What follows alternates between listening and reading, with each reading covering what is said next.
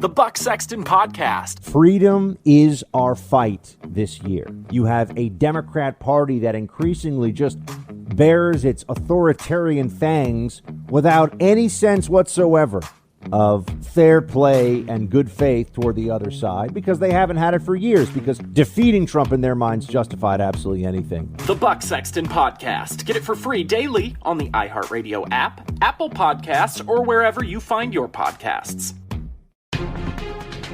On this episode of Newt's World, media will not show the magnitude of this crowd. Even when I turned on today, I looked and I saw thousands of people here, but you don't see hundreds of thousands of people behind you because they don't want to show that. We have hundreds of thousands of people here, and I just want them to be recognized by the fake news media. Our country has had enough. We will not take it anymore, and that's what this is all about.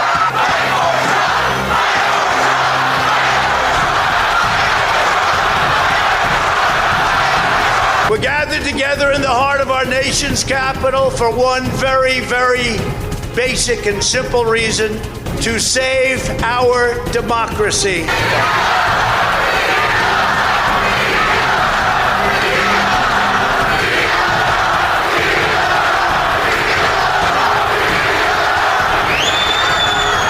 We created the greatest economy in history. We rebuilt our military. We get you the biggest tax cuts in history, right? We got you the biggest regulation cuts. We've done things like nobody's ever thought possible.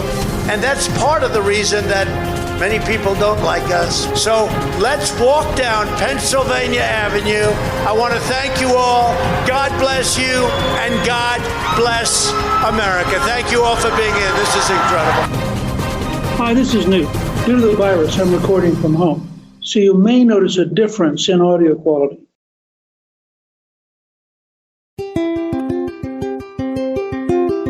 I'm going to explore with my good friend Pete Hegseth, where do we go from here with the 74 million strong Trump supporters and their concerns about the country. Pete's a perfect person to talk with us about because he's the co-host of Fox and Friends Weekend. In May of 2020, Pete's second book, American Crusade, makes the case for a political and cultural crusade to fight for America's freedom. Pete is an Army veteran of Afghanistan, Iraq, and Guantanamo Bay, who holds 2 Bronze Stars and a Combat Infantryman's Badge for his time overseas. He still serves as an Army Major.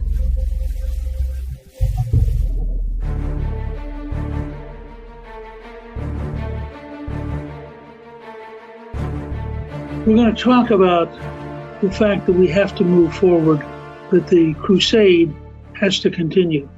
And nobody can describe that better than Pete Hegseth, who's the author of American Crusade, Our Fight to Stay Free. But I was commenting, Pete, that I thought on Fox and Friends you were just brilliant the other day. And part of it is, I think it came out of how many towns you've been in where you've had breakfast and you've sat around talking to people. Before we get into more details, can you just talk for a minute about how did that experience change you? Mr. Speaker, first of all, thank you so much for having me. It's always an honor.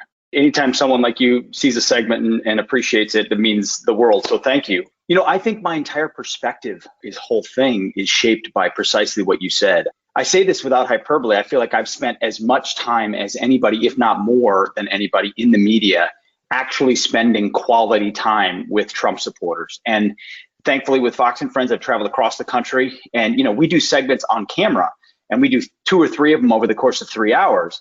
But then you spend the other 3-4 hours chatting on the side, talking with people, conversations, you know, booth to booth, table to table with hundreds of people, all of which have come out at 4 or 5 in the morning because they're passionate about the country and they're passionate about their president and they have a particular point of view. And not just that, I've gone to rallies across the country and speeches, and it's given me a deep reservoir of appreciation and understanding for who these people are. So when I went to the mall on Wednesday, January 6th, for that Save America rally that the president had before everyone went to Capitol Hill, I was there on assignment for Fox and Friends to talk to people and get reaction to the speech. And nothing I saw was unfamiliar to me.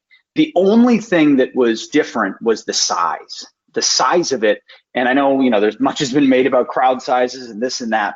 Ultimately, this is one of the biggest gatherings of Trump supporters I've ever seen. And I've been to some of the biggest rallies he's had and utterly familiar with the viewpoint that these folks had. And there's two comments that struck me in the crowd. I've heard variations of them before, but one of them was, the reason I support Donald Trump so much is because he's not in the pockets of anybody. He's not bought and paid for. The only special interest he has is me, is the country. And that whole disconnect that the media can never understand of the idea that a billionaire from Manhattan who used to be a Democrat could be the voice for all of these people in middle America is a very real thing, not false, not based on conspiracy, not based on lies, anything. It's a real deal. And the other one was, a gentleman described himself as a born-again American. And I had not heard that phrase before. Maybe you have, but I thought it summarized so well how these people feel. They feel like Donald Trump has awoken them to the reality of what they're facing. And they're told that they're racists and they're conspiracy theorists and all these other things. But what they believe is they've been reawoken to first principles that are under assault from the left. And whether it's indoctrinating their kids or the borders being open or cancel culture or censoring stories and their own content, they've seen all the double standards. So Donald Trump exposed that for them. And ultimately, they were there because they realized what the culture is doing to patriots, to conservatives, to Trump supporters. And then they've been told, Newt, and I think this is the special point of how we got to this inflection point. They've been told, and I've said it, I'm sure you've said it, everyone's said it. Well, if you want to change the narrative, then you got to beat them at the ballot box. You got to go to the midterms. You got to go to the presidential. That's where you change the trajectory of the country. And these are all people who have, many of which have been faithful voters. And then they feel like that's not available to them. They feel like, if my vote isn't fairly counted, if that's rigged against me too, what is my recourse? What is my option? And what makes this group so different that I saw, this is not like Antifa or other left-wing events where you see almost universally 20-somethings, agitators who are haven't yet lived much of life, and they're just angry because what they were told in the classroom hasn't yet manifested. These are 40, 50, 60, 70-year-olds, married, kids, grandkids, middle America, black, white, gay, straight, across the board, this universal feeling of what unites them. And the frustration of that day was, you've taken away the one recourse I thought I had in a culture that's completely under siege. And you mentioned American Crusade. I wrote a book about this before COVID, before the riots, and certainly before what happened on January 6th. But you could see it coming because the political sphere was the only place where patriots felt like they could still win. And now they feel that's rigged against them too. And they can't even talk about it lest they be called a conspiracy theory. So I wasn't surprised, Newt, by what happened. That's not condoning it. It was amazing, Newt, to see the crowd immediately start walking. I've never seen anything like it. The speech ended and it was starting to move down the avenue. It was a powerful thing to see. And ultimately, I wasn't surprised because people really are fed up and they don't know what to do. I also think people were a little bit shocked because they'd been told by everybody else over and over again all summer that, being violent in protest is okay and occasional riots are just fine. I think very, very few of the Trump supporters are inclined to do anything like that. If you look at the last 6 months, where was all the violence? It was on the left. And where was all the support for the violence? It was left-wing reporters and left-wing commentators and Democrats who all thought it was just fine. I get a little tired of this radical double standard, but I'm curious. It seemed to me that the level of frustration is very deep and it's very real. And I'm curious, from your perspective, when you actually watched it, what was your reaction watching it? My reaction watching it was, what did people think was going to happen? Honestly. And that's why I really didn't like the knee-jerk, pearl-clutching response across the spectrum. Republicans, frankly, in many aspects were the worst. Immediate condemnation that everyone involved was involved in an insurrection. And Donald Trump, played these people like fiddles, like dupes. And as a result, they've been lied to and told that the whole election would be overturned. And they thought a fantasy world was going to open up on January 20th. I talked to the people on the mall. I've talked to them a lot. Listen, they believe the election was stolen. They wish there were more recourses. They've watched what happens. They've seen stories be suppressed before Hunter Biden, during and after, unwilling to air anything. I mean, the amazing extent to which the media has now taken to taking the official line of secretaries of states or governors and saying, well, this has been fact-checked and debunked because the government officials are telling us that it's not true. When's the last time that's what the media was supposed to do? Reflect and project back upon the populace what government officials are saying because it enhances their narrative. It's unbelievable. So the mindset of these people was not overtly radical. It wasn't violent at all. In fact, if you break down the timeline, Newt, much of what was happening on Capitol Hill, the first incursions and breaking through the barricades, happened while Donald Trump was still speaking. And I've talked to people that were there, a lot of people who showed up and were on the grounds and up on the steps. They didn't even know what had happened beforehand. They were just thinking, hey, this is the end of the march and here we are, and it's a celebratory environment. And there are reports, in the New York Post and elsewhere, and just from, common sense, that Antifa folks took advantage of this to try to get to the front and try to agitate and create openings for themselves. They want chaos, ultimately. I could even spot it. You can see the helmets where there's a, Donald Trump bumper sticker on the back, quickly put on it so they could look like they wanted to stop the steal, but what they really wanted to do was further the narrative. The double standard that I think crystallizes it the best is, of course, Lafayette Park, across from the White House when the White House was under siege. In fact, Newt, ironically, I was there as well for that with the National Guard. I was on the other side of it carrying a riot shield. It's not often that majors in the U.S. Army are carrying riot shields, but at that point, it was all hands on deck. I'm still a major in the National Guard. We were mobilized. I was out front of the White House. It was one of the most surreal moments I've ever felt, with the lit up White House in the background, bottles and rocks and things being thrown at us, crowds trying to shake the gate down, pushing people back. And I remember the mocking that was given to Donald Trump, with just the insinuation that he may have gone to the bunker, that he may have actually moved into safety. That was all okay. All of that was okay. The White House, where the president lives, was under siege. And I was there. It was really under siege. And Comrade Cortez, I will never forget what she said. She said, let this moment radicalize you. Let this moment radicalize you. So a government building for the people is under siege, and their leadership are being told, let this moment radicalize you. Imagine if any member on the Trump side of the spectrum had said similar things. I mean, listen, I got eviscerated on many levels for the comments I made, which were effectively explaining why these people were there and what happened, not explaining away the fact that there were unlawful things done on Capitol Hill. But the other side gets away with a massive double standard. People are not dumb, Newt. These people are not dumb. I mean, you hear what Anderson Cooper said when he said, these are the Olive Garden eating, Holiday Inn Express people. I mean, it's just condescending across the board. That won't hold, especially in an information age where people can get access to information themselves.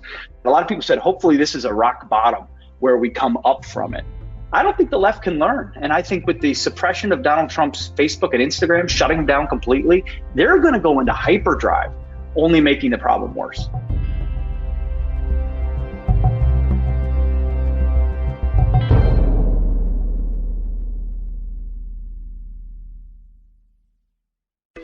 Hey everybody, it's Gianno Caldwell. You may know me as a national political analyst, but today I'm here to tell you about my new podcast series, Out Loud with Gianno Caldwell, the sworn enemy of PC culture. I'll interview national guests from all walks of life and real people discussing issues on culture and politics, as well as the controversies that have social media blazing. Listen to Out Loud with Gianno Caldwell every Monday on the iHeartRadio app, Apple Podcasts, or wherever you get your podcast.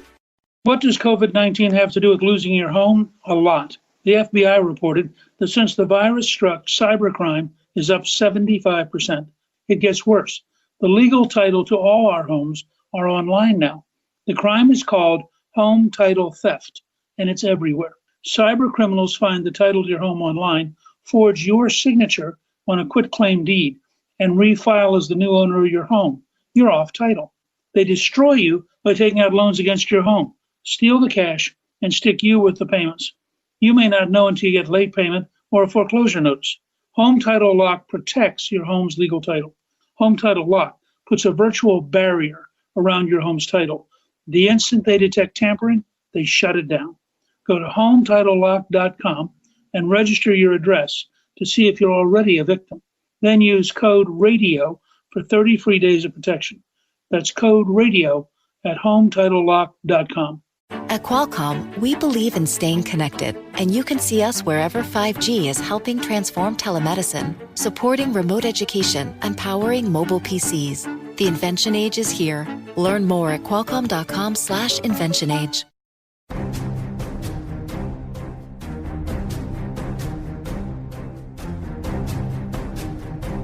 Weren't you startled that they felt they had the power to totally shut down the President of the United States? I wish I was startled, but no. It's been coming. I mean, this is Orwellian textbook definition. This is what was written about, the whole idea that it's not just the government that pushes authoritarianism, it's corporations, it's technology. Orwell didn't see social media coming, but he talked about the power of technology. It's moral authoritarianism he talked about in Animal Farm in 1984, which is the idea of a leftist groupthink that you must adhere to a new moral code, that if you don't adhere to it, we will shut you down. What is it? Unpersoning, which is basically cancel culture. I mean, it's the Ministry of Truth, which is what he writes about, the rewriting of history, which is exactly what they want to do. It started with the people's history. I mean, none of this surprises me. It's exactly how the left thinks. Before he even leaves office, they've decided he is persona non grata, which is why when people write his obituary politically, I don't buy it. Listen, I don't know what his future necessarily will be electorally, but he's not going anywhere, and neither is the movement he created. A lot of people on the left, I hear it all the time. This is a cult. This is a cult of Trump. It's garbage. People admire and revere Trump for what he's done, but he merely pulled the curtain back and exposed what existed. So they're going to keep coming after him. If they can shut him down, they'll shut everybody down. We're seeing it right now. It's happening. That's right. By the way, you know so much about veterans. Did you know anything about Ashley Babbitt, the 14-year Air Force veteran and Trump supporter who was shot and killed by the police at the Capitol? I didn't know her. I learned, like you did, through stories. What I do know is that she was shot and killed unarmed. What I do know is that our side's not going to call to defund the Capitol Police. And you didn't see a day 2 on Capitol Hill. You're not going to see a day 3. You're going to see people willing to support law enforcement in an extremely difficult situation, even if it wasn't the proper protocol. All I know is that she deployed to Iraq and Afghanistan. She deployed multiple times. She was very passionate. She had a husband out in California. They run a pool business. He didn't travel with her. She was ultimately a patriotic American who felt like her country was being taken from her. She was on Capitol Hill. You know what was pointed out to me? I think Laura Ingraham said it on her show last night. It was really interesting. Do you know, over the course of all the George Floyd riots that took place, where police really were targeted, where buildings really were burned down, where companies that had no connection whatsoever to the oppression that they were protesting about, or the police brutality they were posting, they're being burned down. And ultimately, you know that only 2 rioters were actually shot and killed by police in that entire time frame as a result. And here we have 1 here. Again, the numbers don't always tell the full story, but all I know is that those Trump supporters, you watch those videos, I've watched tons of them. They were not targeting police intentionally. They were trying to get through barricades, which they shouldn't have tried to get through. All of those things can be said, but ultimately they're walking side by side, police oftentimes in some of these hallways, because the police know they're not after them. They're making a political statement at the Capitol, specifically the People's House, as opposed to private places, which have no connection at all to the oppression that Black Lives Matter felt, yet they burned them down. There's a huge differences here that get glazed over inside our media. Ashley Babbitt has a right to protest like anybody else, and it's really unfortunate she was killed. So I'm curious, what was your reaction to the sudden emergence of cries for bipartisanship after this happened?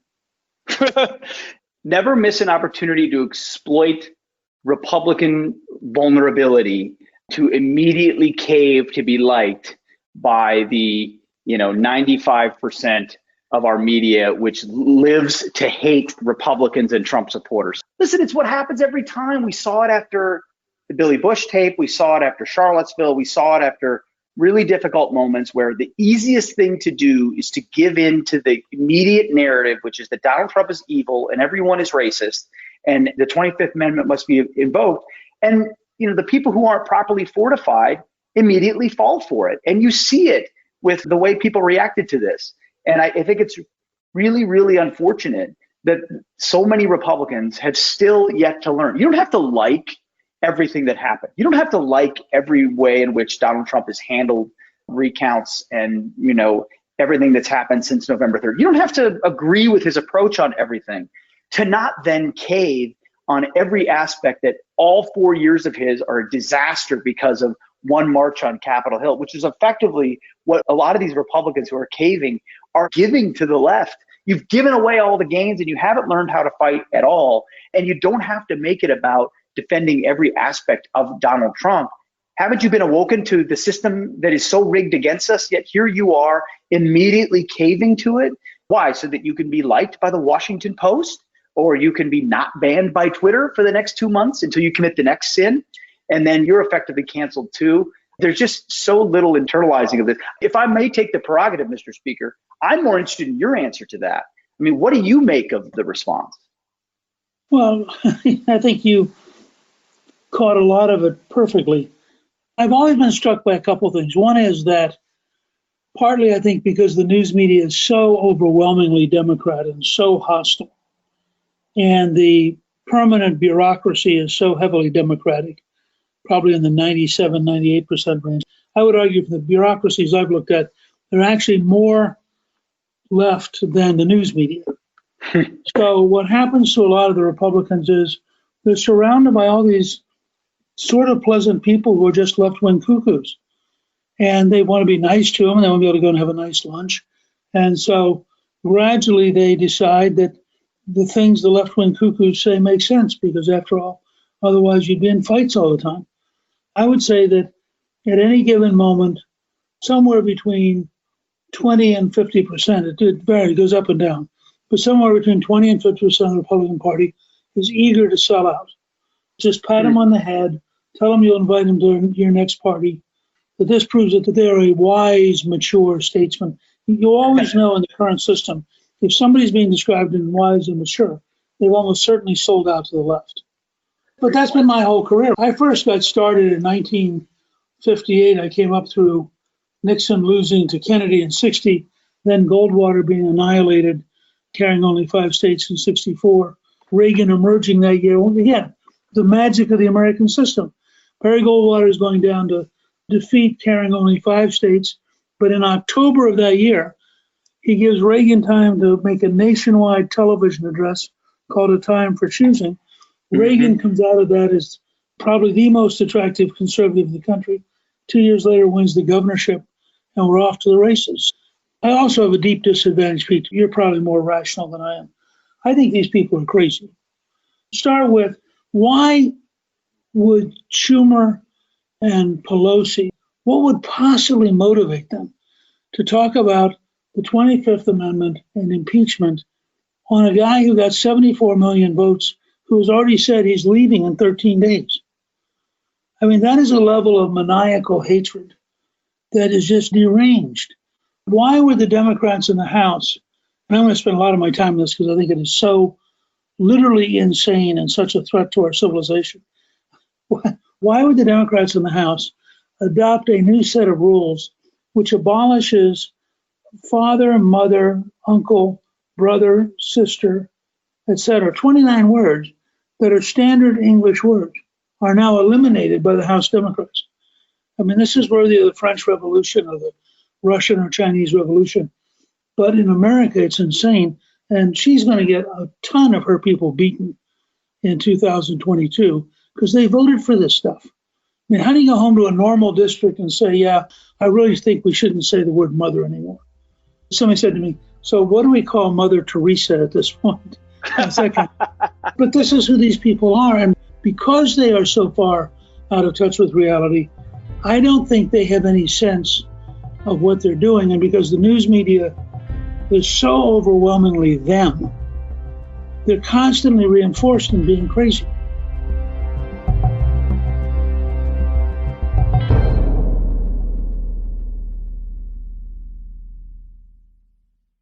Hi, this is Rob Smith, and I'm problematic. As a black gay Republican, I don't fit into any neat boxes. And because of that, I'm problematic to the political left, which wants me to stay quiet and do what I'm told. But I'm not about that, because no one owns me. The left can't divide us with identity politics. but I'm also problematic to the right because being problematic is about thinking for yourself and being your own person. Come be problematic with me. Listen to Rob Smith is Problematic every Tuesday on the iHeartRadio app, Apple Podcasts, or wherever you get your podcasts. The Buck Sexton Podcast. Freedom is our fight this year. You have a Democrat Party that increasingly just bears its authoritarian fangs without any sense whatsoever of fair play and good faith toward the other side, because they haven't had it for years, because defeating Trump in their minds justified absolutely anything. The Buck Sexton Podcast. Get it for free daily on the iHeartRadio app, Apple Podcasts, or wherever you find your podcasts.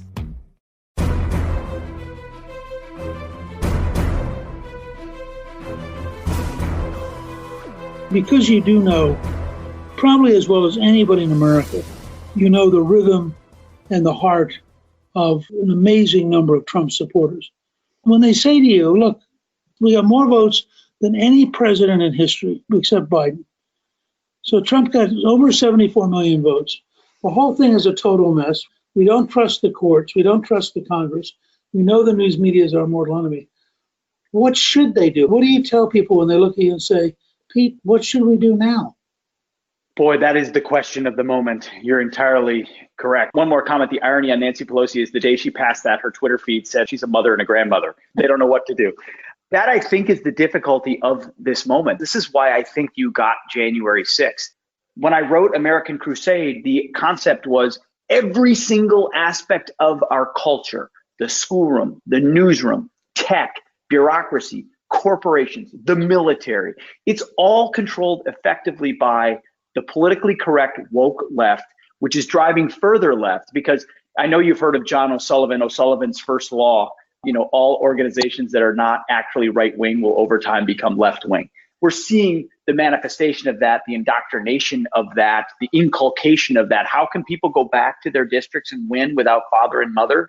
It's because increasing generations of Americans are being raised to believe gender is a social construct. And so A, look at that and go, okay. And then B, they know that if they run counter to that, they will be canceled. So even if they don't agree with it, they'll be canceled. Now, maybe they'll go to the ballot box, the one sacred, secret place, and vote differently. But even that remains unclear at this point. So you really do have a stacked deck. As I wrote about in the book, I felt like 2020 was the inflection point.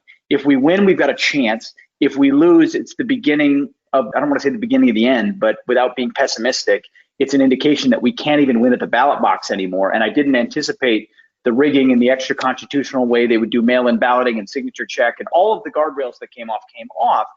And so if the ballot box isn't there, that's what you saw. You saw regular, rational, hardworking, tax-paying business owners on the grounds carrying American flags and Trump flags saying, I don't know what else to do. I don't know where else to go.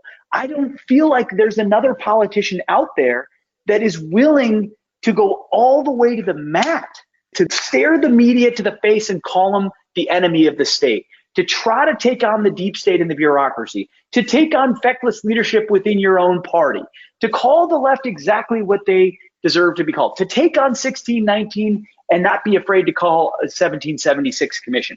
They don't see a politician out there in the current crop that could channel or do what Donald Trump has done, and then their vote for him, they believe, was canceled. So in that one microcosm, the option they felt like they had was, we're going to send a signal. We're not going to go find Democrats. We're not going to go find Antifa members and go assault them. We're going to go to the center of gravity of where we think the corruption is coming from. Yes, a lot of it centered around the vote to certify. Yes, there was a lot of frustration with Mike Pence, much of which was, I think, unwarranted. Let's go to the place where we think the power is being used improperly.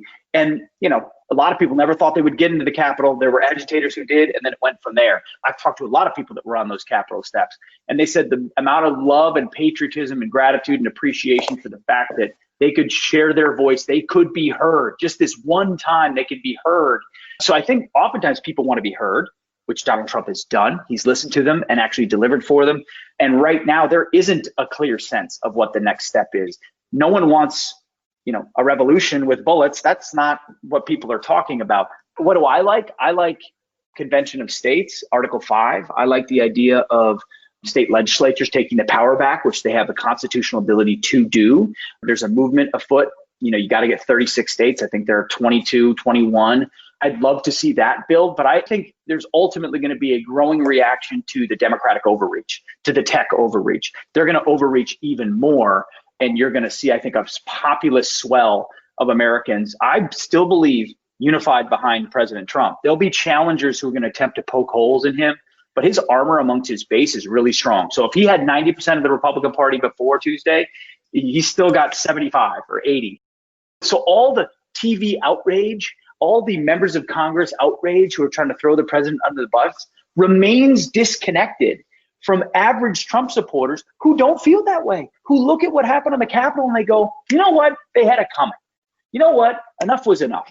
You know what? I was excited by that. And again, that doesn't make the violence okay. No one's justifying that, but that's the feeling. Don't tell me that you were under siege on Capitol Hill. Oh my goodness, I had to hide in my office. My business has been shut down for a year. I've been told to wear a mask for a year while you don't wear a mask. My business was burned down, and you're worried about a couple of rioters in the People's House as if that's the biggest problem I have in the country? Spare it. Save me. That's the gut reaction people are having. And I think Donald Trump still has the ability to channel that better than anyone else in our politics. What he does next, how he ends, I think does matter, but that's the sentiment. Listen, I hope you'll be willing to come back from time to time, and let's keep talking about how the movement evolves.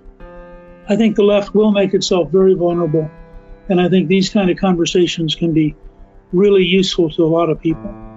Well, Mr. Speaker, your voice is needed as much as anybody's right now. You've written the book on it. You've been stalwart on it. You understand the left better than anyone. To know them is to understand what they're trying to do. And so I'm so grateful for everything you do, Mr. Speaker. I want to thank Pete for being with us. And you can learn more about his books and his work on our show page at newtsworld.com. Newt's World is produced by Gingrich 360 and iHeartMedia. Our executive producer is Debbie Myers, our producer is Garnsey Sloan, and our researcher is Rachel Peterson. The artwork for the show was created by Steve Penley. Special thanks to the team at Gingrich 360. If you've been enjoying Newt's World, I hope you'll go to Apple Podcasts and both rate us with 5 stars and give us a review so others can learn what it's all about. I'm Newt Gingrich.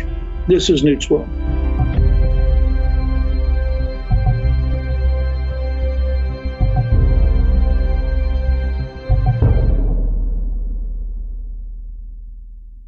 The Buck Sexton Podcast. Freedom is our fight this year. You have a Democrat Party that increasingly just bares its authoritarian fangs without any sense whatsoever of fair play and good faith toward the other side, because they haven't had it for years, because defeating Trump in their minds justified absolutely anything. The Buck Sexton Podcast. Get it for free daily on the iHeartRadio app, Apple Podcasts, or wherever you find your podcasts.